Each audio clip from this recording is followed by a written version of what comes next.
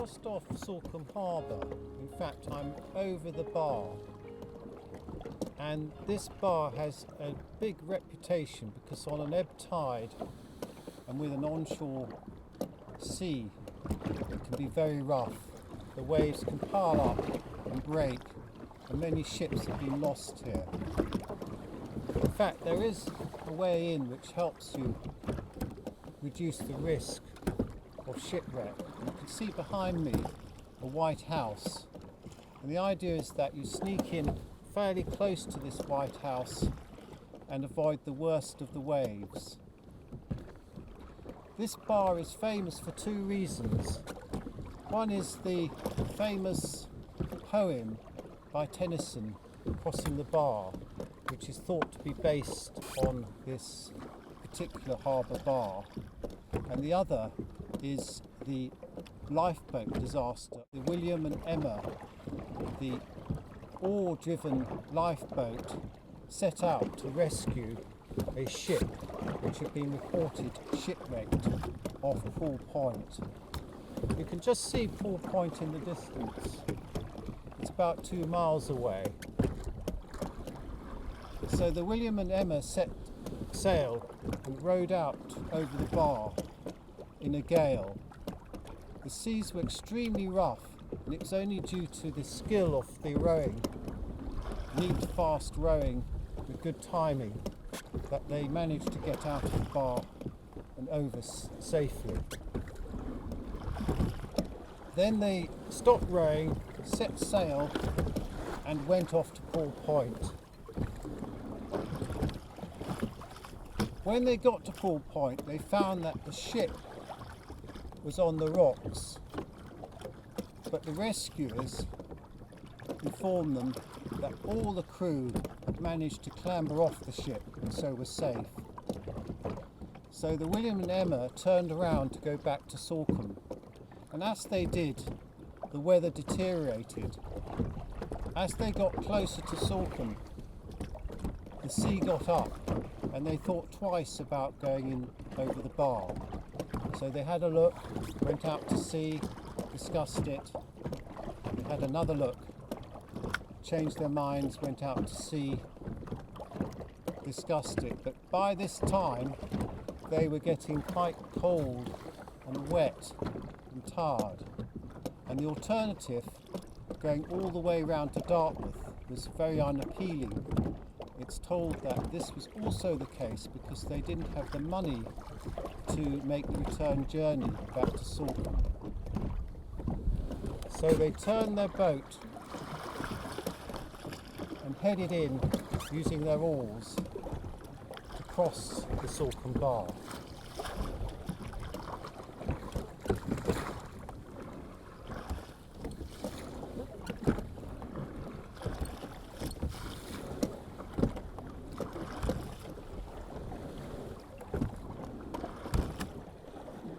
As they got to the bar, the waves heaped up. The townsfolk watched them as they were coming in, praying for their safety. And then, just as they reached this spot, a freak wave overpowered them, and they pitch-poled into the sea and turned turtle. Even though the William and Emma was a self-righting boat, it stayed upside down with the lifeboat men deposited into the sea. The tide was coming out, the waves were going in with the wind, and the lifeboat was stuck over the bar. As a result, most of the lifeboat men perished.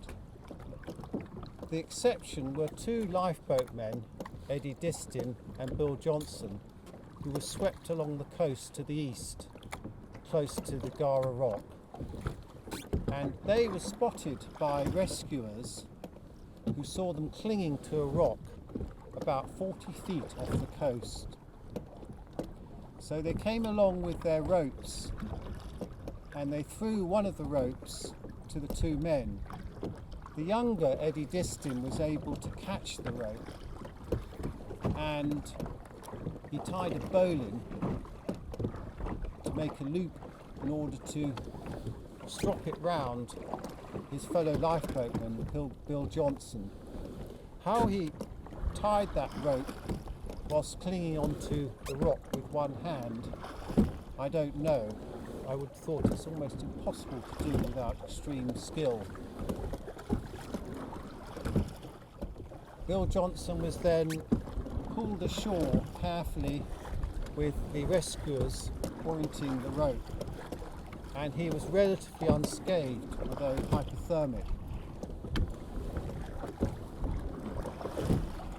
Lady Diston didn't fare so well, because when they pulled him ashore, he was bashed onto the rocks by the waves and heavily injured. Subsequently, they were taken to a local farm and first aid was administered. The consequence of the disaster was that 13 lifeboatmen lost their lives, sadly. And this left a long shadow over the local Salcombe community. The loss of these men is held in the memory of the community with a sense of great sadness, but also great pride at their bravery for crossing the bar on the 27th of October 1916.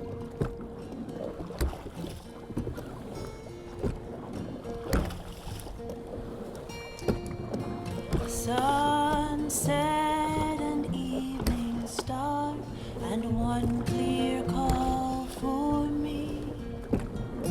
May there be no moaning of the bar when I put out to sea. When I put out to sea. When I put out to sea.